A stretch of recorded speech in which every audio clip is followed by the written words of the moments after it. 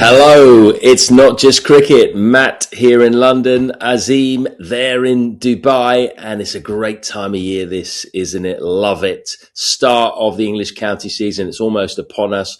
We're going to talk about that. Could be one of the most exciting starts in a while, with quite a few England players needing to prove a point and hungry to do that. We'll talk about the IPL. We've seen all the 10 teams in action now, so we can cast an early eye on that. Who's looking good, who's not looking so good. And we'll speak about the PSL as well. Of course, that is being played at the same time as the IPL. A couple of interesting things going on the pitch, including a bit of ball tampering. And also a few things off the pitch, as you'd expect with Pakistani cricket. Bit of controversy. So we'll get stuck right into that. But first of all, Azeem, I've got to ask you, mate, how is it out there? You know, haven't touched base with you for a couple of weeks on it. Is it still what it was like a month ago with everyone a bit on edge and a lot of explosions above you? Has it calmed down a bit? Yeah, listen, I think there was a period in the middle sort of that it went fairly quiet. But I think in the last sort of week or so, distance learning's been extended for another 2 weeks. I think people are very much on edge and started to make decisions as to what they want to do, whether they want to see it out, because with schools, that's the biggest challenge for for parents trying to work out, especially if you've got kids a little bit older, GCSE years, etc. It's not ideal time, but yeah, hoping for some sanity at some point. So people can get back to sort of normal life. But yeah, it's very much feels, it's weird because you can go about your normal day. You do go about your normal day, but then when the alerts come, you get a little bit on edge as to, what that might bring. Just from, I think, just a general feeling point of view, everyone's just anxious because they don't know what's happening. Yeah, I can imagine. Well, listen, mate, stay safe out there. I know it's it's very hard to do that because you never know what's going to go on, but hopefully it's going to calm down soon. I mean, that's what we all need.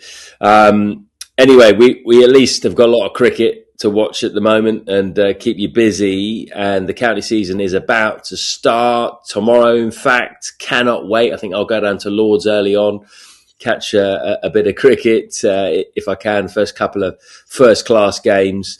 And a lot's been made about a lot of England players who are going to be involved early on, pretty much all of them. Ben Stokes is not involved because he's still recovering from his broken cheekbone, I think it was, that he got in that freak accident. But because there are so many England players who need to score runs, need to take wickets, is this going to make this a really interesting start to the season? Yeah, look, it's a very exciting time of the year in English cricket. The players and the coaches have been stuck inside, working away, trying to make improvements, hoping that they're going to work out when they get outside. I think the feeling of April, even though it's a little bit cold when you get out there and, start doing the slip catching, etc., it starts to become a little bit more real. But I think this year, with the England team struggling the way they did in the winter, post-Ashes, it generally is a little bit like this. But I think it's even more this time around because normally post-Ashes, everything needs to be ripped apart on county cricket. And county cricket's the problem. Because county cricket was so disregarded, it's actually the other way around now, that actually county cricket is going to be brought back into the England fold a little bit. And that provides opportunities. And I think there's some England players that are going to have to, put runs on the board, get wickets to stake a claim. And there's some young players and some players who've been sort of, putting back-to-back performances in every year, who have really got an opportunity to stand out here because there's going to be pressure on whoever the England selector is to be picking from county cricket. So who's got the most to prove then? Who's got the biggest point to prove of the current England squad in order to keep their place? I think, honestly, if you look at Zach Crawley up top, I think unless Zach really stacks up hundreds, I don't see him starting. I think the run he's had, there's enough of information out there that he averages around 30 odd. He has an odd knock here or there, and the way he gets out hasn't changed. So And also with the coaches and everyone staying, I feel like the personnel changes will have to be in the players. So I think unless Zach actually smashes the door down, I don't think. I think it's going to be very difficult for him. I think Ben Duckett, with take Australia out of it, he's been a consistent performer. So I think he starts, but unless he has a shocker. So I wouldn't say he's a fully in. I think he's marked in with a pencil that can be rubbed off type thing if he has a shocker. So I think batting wise, that's the situation there. Jamie Smith with the gloves, I think big pressure. More than anything, he's not going to be keeping for his county. So I think if you go back to the conversation we had when he first got picked, it was this very conversation. When it goes wrong, what are you going to do? So does he keep the gloves? Does that open up opportunities for others? So I think from the guys in terms of the bowling attack, I think everyone's got to go out and earn their stripes. I don't think there's anyone that I'm saying right now. Jofra is the only one who I'm saying is in. Everyone else for me, it's an open thingy, and that includes Gus Atkinson, Tong. Sam Cook has got an opportunity from the outside or been thereabouts. I think there's very, very small number of players who are a shoo-in for that first test, which is very exciting. Yeah, it does feel like it's blank canvas, doesn't it? Open season. That's really, really exciting. So do you feel that, I know obviously it depends a lot on these early games as to who grabs the opportunity, but do you feel that the England 11 for that first test against New Zealand is going to look very different from the one that played the last test in the Ashes? I think with having kept the personnel in the leadership, I don't see anything other than that.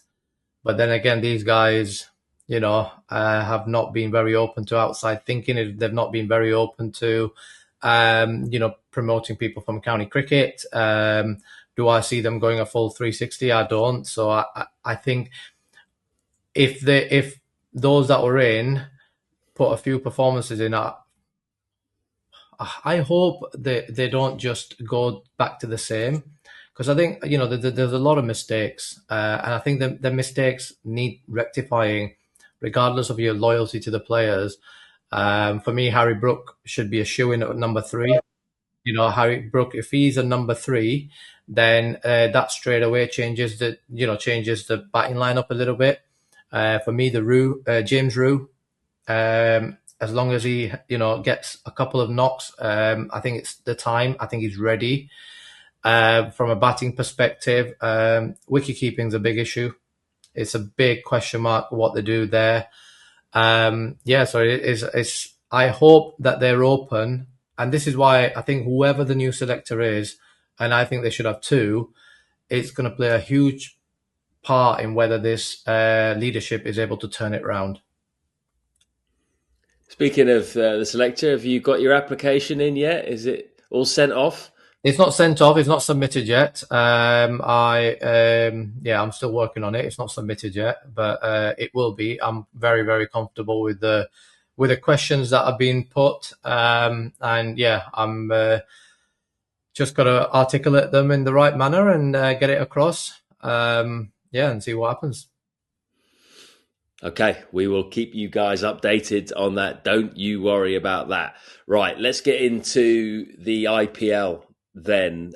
Very early days, isn't it? All 10 sides have played once at the time of this recording. It's quite hard to judge, isn't it? But, I work on the IPL every year, so I do a little bit of research before it all starts and look at the squads. And I must say, actually, I was expecting the 2 best sides last year, RCB and Punjab, to be good this year, because the main reason is they haven't made many changes. They've kept with the same core, and generally that is the way to go. And I must say, from the first performances, that's exactly how it's panned out. RCB beat a good Sunrisers side very, very comfortably, bowled really well to keep them to 200 on a flat deck at the Chinnaswamy, and then knocked it off with no fuss whatsoever. And then the Punjab Kings, I thought that was very impressive, them beating Gujarat Titans, because I see those two sides as two of the best sides. Gujarat Titans' bowling attack is just really, really, really strong if you look at it. Plus, they've got that very strong top three as well, which they had last year. Gill, Sudarshan, and Butler. I think the thing for them is to rely on the middle order. They need the middle order to perform more, the likes of Glenn Phillips, Washington Sundar, etc. But their bowling attack for that game was Siraj, Rabada, Ashok Sharma, young, new, exciting Indian bowler, Prasidh Krishna, that's a great seam attack, and then Rashid Khan and Washington Sundar. Doesn't really get much better than that. But Punjab beat them. They dealt with them. Yeah, absolutely. I think RCB started well. Virat in great form. They look very, very impressive. And as you say, they're coming off the back of winning it, keeping a same core together gives them a chance to go again and back it up. So I think that what they will be looking to do. I really like Gujarat Titans. I like that bowling attack, and it's too early to be, for me, like, the results a little bit too early to sort of make a judgment. But I always look for bowling attacks, and I really like that. If you look at Prasidh Krishna 3 for 29, Rashid Khan, who has been off the boil a little bit, I would say, from his early standards. So for him to start well is quite important. Rabada, Siraj, and that top three batting. Yesterday I was, for me, watching Joss Butler just start to get, it was still a little bit scratchy, still fully not there, but start to pick up a little bit. And, I think 2 or 3 knocks, and if Joss starts clicking, he's a very purple patchy type player. He could be a big, big, difference for them. So if I was early on picking, RCB is the one that I always love watching back. Massive Virat fan, but I like the look of Gujarat Titans. Yeah, sexy bowling attack. They've really built a good squad, a good 11. Like a real thought has gone into it. And now this pains me to say it because I'm a big CSK fan. You cut me open, I bleed yellow, and all that stuff. But they used to be known for that, for really canny buys in the auction, really good at putting a squad together. They'd often go with experience. So they flipped it around now, moved away from experience a little bit. But to me, they remind me of Manchester United. They've just completely lost their way in terms of recruitment. And they played Rajasthan first game, which was the 2 basement boys last year, the 2 poorest sides by a distance. And they got absolutely thrashed by Rajasthan, who look to have made some decent buys. Jadeja and Bishnoi have come in. They've transformed their spin options. Now, CSK have brought in Sanju Samson, which obviously could be a really, really good buy, smart trade. But if you look at their team, apart from it, they've got Samson and Gaikwad, which is a good opening pair. And then the batting looks so weak after that. Matre, Matt Short, who's an opener, who's batting at 4. Sarfaraz Khan, Kartik Sharma, Shivam Dubey. That's not a top 7 that inspires any kind of confidence whatsoever. And the bowling as well looks a little bit imbalanced. Matt Henry, Khalil Ahmed, Anshul Kamboj, Noor Ahmed, who's a very, very good spinner, but hasn't got much support in the spin department. CSK used to have an army of spinners. Now they look to be quite reliant on Noor Ahmed. What has happened to CSK? It looks like they've really lost their way. Yeah, I think it's that transition period. You've had a bunch of senior players, captained by a very experienced captain who just went about it in his own way, which was so instinctive, so unique to him that whenever he was going to step down, they were going to struggle. It's like Sir Alex Ferguson, Manchester United, that type of thing. And because it was so unique to him, and it doesn't happen like that in cricket anymore. And I think they've lost their identity since. I don't think they can quite work out whether they're still, with him, he had Bravo, Ashwin, Hussey, then he's had lots of really, really experienced players, and he knows how to get the best out of them. All of a sudden, it's a completely different dynamic that they're trying to operate with. And I think they went to sleep a little bit for a few years that in terms of, getting ready for the next phase. I don't think they phased out some of the senior players and brought some of the younger ones in early enough to then sort of take it seamlessly. But listen, most successful teams really struggle to transition seamlessly after they've had such someone so iconic, such a leader that everyone looks to. All of a sudden, I think what it looks from the outside to me is that people are looking for direction and not quite getting it, whether that's recruitment or on the field. Yeah, Dhoni missed that first game, but he's expected to come in at some point soon, and it could well be his last season as well. In that game, Vaibhav Suryavanshi, at the age of 15, hit a 15-ball 50. So he started sensationally again. It seems like this guy's career trajectory is just insane at the moment. He constantly doing stuff that you're like, oh, wow, okay. He always scores at a ridiculously fast rate. Could this be the year where Vaibhav, really breaks out? Like he's amongst the top run scorers in the IPL and even plays for India. Like how far off are they from picking him in this India side? I mean, they're world champions. Sanju Samson, player of the tournament. Abhishek Sharma had not as good a tournament as he had, but he'll get the backing. So I think he's still. If you think of the batting talent that India has, I think they're still. He's got to keep smashing the door down, and that's all he can do, and that's what he seems to keep doing, and that's all that's in his control, really. But I think we're going to be talking about him for many years. As I said, when I watched him live, when you watch someone live, you get the sense of what they are way more. And, it's like you ball quick, fast, he can hit it. The sixes are not just, he's not a touch type. He is hitting with power, but a technique that allows him to do that. And that, I'll be honest with you, I'm in awe of the young Indian batting talent or the talent that comes through. I watch them in sort of training clips. I watch them in the under 19 stuff, the way they go about it and preparing these young boys. I think it's something that every country needs to watch because their basics are so strong and their techniques are so good that they're able to basically do whatever they need to do. And also, I think the one thing, you watch the pitches that they train on or the conditions that they have to train on, it's clearly designed for them to, score runs, designed for them to get real confidence in their ability. It's a great watch. But on that, I know we spoke last year about the run scoring. It's interesting. The first couple of games, you see them big runs and you think, oh my God, it's going to be 200 all year. And a little bit that can get boring. And then you've got these scores, which are been a bit more sort of around the 160 and even lower mark. So it's been an interesting first 5 days of the IPL. And I think, there's just so much talent, so much Indian talent, going back to, Vaibhav, is that he's going to have to smash the absolute door down to get in that team. And they are the world champions for a reason.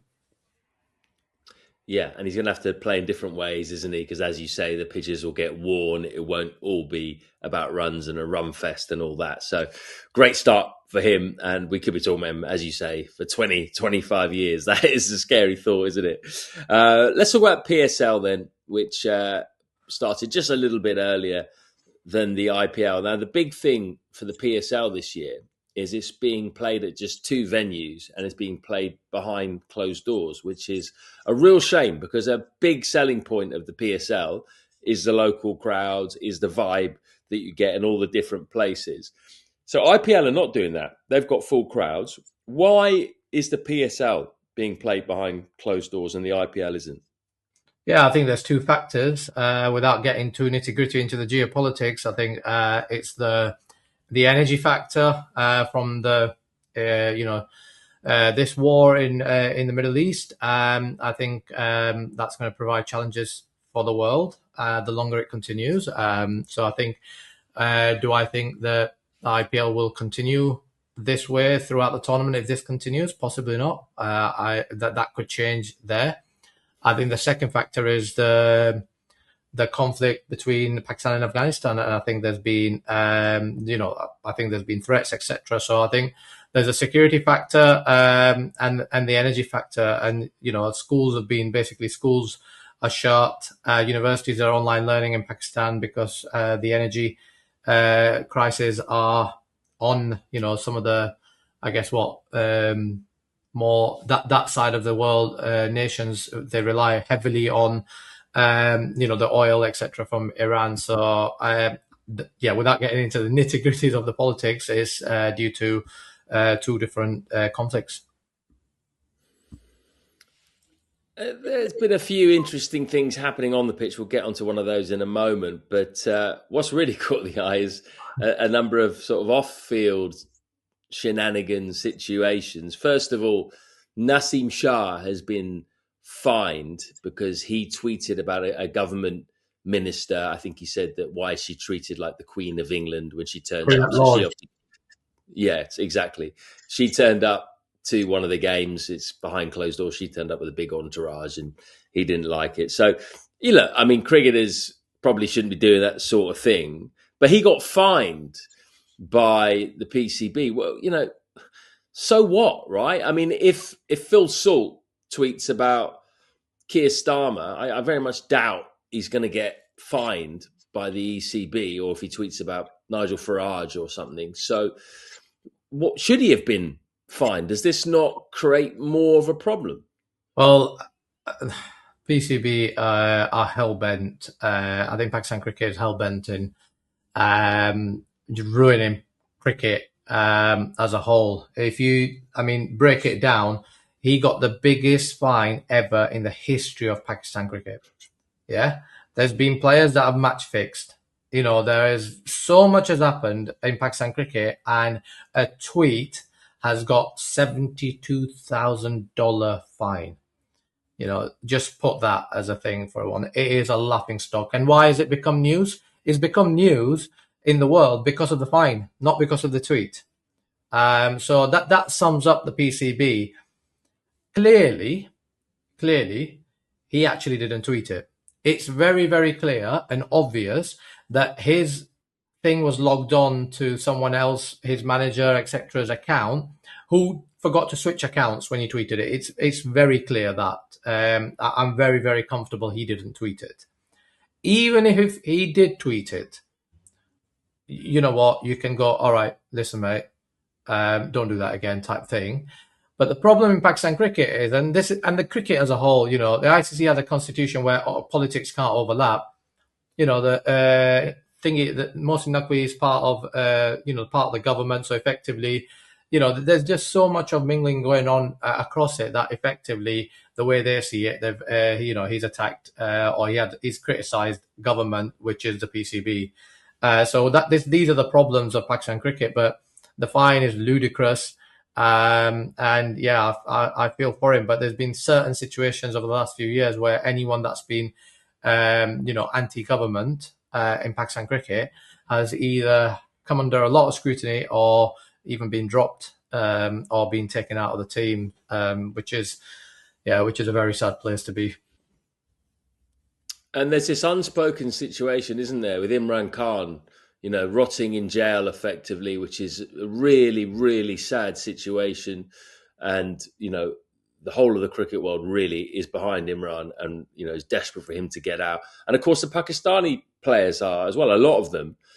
But I guess they feel very reticent to say anything about it because they'll get in trouble because he's, not in power at the moment. Quite the opposite. He's being vilified by the current government. I mean, Ahmed Jamal got in trouble, didn't he, for writing a number on his kit, on his hat, maybe, in support of Imran Khan, which is the sort of number which people use to support him.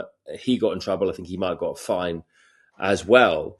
But what is the general feeling in Pakistan at the moment with the Imran Khan situation? I mean, is this something that it's not just the cricketers, right, that are supporting? I'm presuming that a lot of the general population feel the same way. But do they feel that they can't say anything because they're going to get in trouble?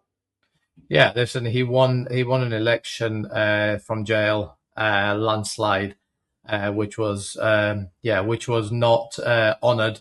Many protests happened. People were injured, killed, attacked, and that's the sad situation of where the country's at from an internal politics point of view. And we're talking here about an absolute hero to many, many of us. And it's just an incredibly sad situation for the players. It's so difficult. It's so difficult because they want to earn a livelihood. They got to play. I know a lot of them have loyalty towards, not all, by the way, not all, but a lot of them do, adore, Imran's been a hero for them. But even, big names have had to basically shut up and put up because otherwise, they've been taken out of commentary gigs or, not being allowed to be part of the ecosystem. So there very much is this situation where, you can't be seen to be supporting. Otherwise, not only will you not be part of it, you could face serious repercussions. And that's not it in terms of scandal. There was a bit on the pitch as well. There was a ball tampering situation, which is really the last thing that Pakistani cricket needs right now. Lahore Qalandars playing Karachi Kings. Fakhar Zaman playing for Lahore Qalandars, who are captained by Shaheen Shah Afridi. Effectively, what happened, it was a tight run chase. Karachi Kings needed 14 off the final over. Fakhar Zaman had the ball. The umpires asked to see it, looked at it, decided it had been tampered with in some way, and then basically gave them an immediate 5-run penalty. So made the equation 9 off the final over, and the Karachi Kings went on to win the game. So that 5-run penalty kind of cost them the game. Shaheen Shah Afridi was the captain at the time. It was a suggestion he was involved in it as well, although I don't think he might not get punished for it. Fakhar Zaman might get a ban. There was also a situation with Shaheen Shah Afridi and Sikandar Raza, a security breach where they brought people up into the hotel, into their rooms, I'm presuming, when they were told not to, and it was a security breach. So he's got in trouble for that. What is it with Shaheen Shah Afridi? I mean, is he just someone who constantly puts his foot in it, or is he not handled very well by the PCB? Because he seems to be getting in trouble quite a lot. Well, the room situation is, I mean, it was his family. How that is even got into the public domain, it again sums up Pakistan cricket and PCB. So what? Like what? Sikandar wanted a few of his family to come into his room, and there was a bit of a disagreement. Well, are we 5-year-old kids, like 15-year-olds on a on a school tour or something? It is. Everything is just so amateurish. It should have never, it should have never hit a public domain. There's just absolutely no need to. Family came to meet a player. So what? So that's the first one. I think Shaheen, he's clearly a little bit hot-headed, and that's just the way he is. But that in that situation, I think they have a very close relationship, and he does. From what I hear, I don't know him personally. He does. He's very he wants what he wants, and he's not scared to demand it and ask for it. So that's I think that's what he's like as a character. But that first part, I don't really think there's anything wrong with it. The ball tampering one's a very interesting one, actually, from my point of view. And give me 1 second. Let me get a ball for you. And just try and give you a reason why I think this part is very important. All right. Azeem's gone off to get a ball. He's coming back. I've got a ball. So in white ball cricket, now, was Fakhar Zaman, in my view, was he ball tampering? Was the ball tampered? I mean, clearly, but not just in that instance. It was happening the whole game, right? And that's why the umpires, and he just did it in front of him. In white ball cricket, you will do well to find one match where the ball is not tampered, where the ball is not scratched. And it happened in the next game after. So in white ball cricket, whenever, and I can tell you England players, I can tell you I've been involved in county games, I can give you a scorecard of a game right now, and you look at that scorecard and you'll be like, oh my God, I was there, right? I was there, I was present. With white ball cricket, whenever you see the players going like this and just doing that, you'll see it a lot. They're actually not shining the ball. What they have is they have the finger somewhere here, which is scratching the ball.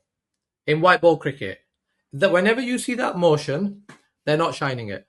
But it's nigh on impossible to be able to pick it up unless you do what Fakhar just did where right in front, and then you can see, his fingers go like that. So I've got no doubt it's been done. It's no excuse for him. But I'm just trying to give a bit of a picture that more or less every white ball game, the ball is scratched. There you go. There's your. Okay. No, that's very interesting. I'd actually never heard that before. That is a good bit of I've been intel. in games. I've been in games where third over of a T20 game, right, and I can hear, like, I'm in the ring and I can hear it going. Someone's going like that, and it's going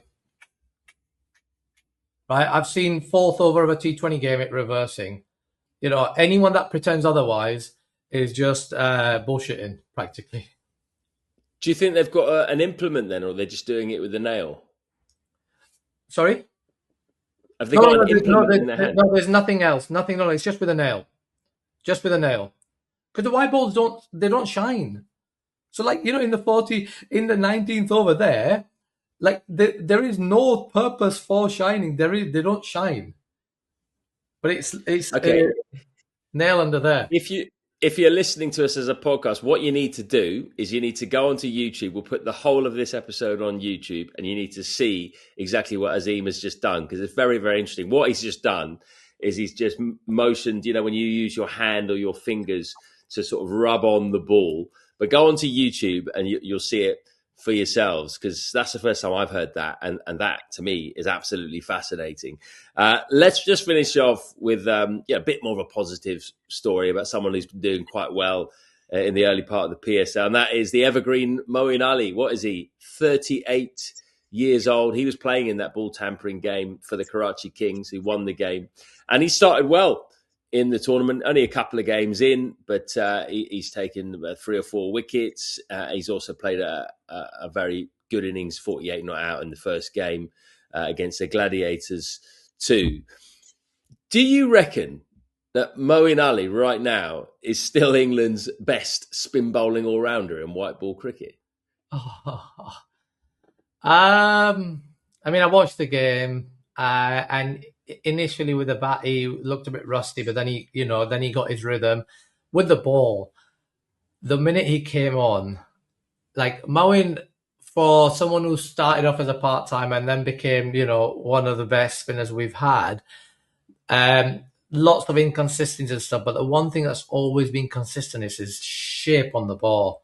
His drift, his drop, the seam position, and as an off spinner, like, it's just poetry watching his bowling. And his bowling was beautiful, like, really, really beautiful. So, do I think I think Rehan is someone that is sort of, I think the more he plays will get there. But if you were to ask me right now, for 10 overs in a 50 over game, for 4 overs in a T20 game, absolutely batting wise, the fluidity of wherever he can bat, if spinners are on to bring in him earlier and stuff, I don't think you'd be far off saying that is still the case. What about Will Jacks, though? Would you rather have Moeen Ali or Will Jacks in your team? Yeah, I think you'd have Will Jacks because he's on the different path, isn't he? He's sort of, in a way, he is where Moeen was when Moeen's first started, really. And what Will Jacks grows into will be quite interesting to see. But, the experience, and like I said, the first couple of games, he's been seriously impressive. And it's great for the PSL, actually, to have someone like him, because it adds the big name factor to it, but also, I hope Pakistan cricket can actually tap into what Moeen Ali has to offer for the younger lads, because from what he's achieved in the game, it's one of the best that we've produced, and that's still playing. That's great for young players.